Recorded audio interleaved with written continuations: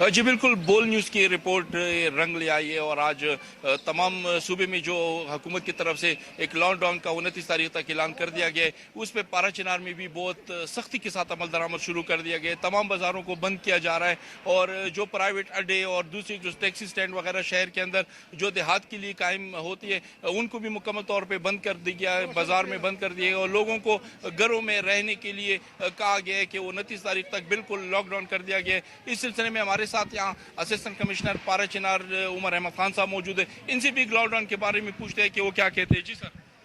Lockdown तो पहले से भी इन प्लेस था जी, लेकिन आज इसको ज़रा हमने मज़ीद सख्त कर दिया गया है। इसका मकसद ये है कि इस वबा को रोकने के लिए लोगों के बीच में जो 3 से 4 फुट का फासला है उसको कायम रखा जाए ताकि वबा लोगों तक आपस में फैल ना सके।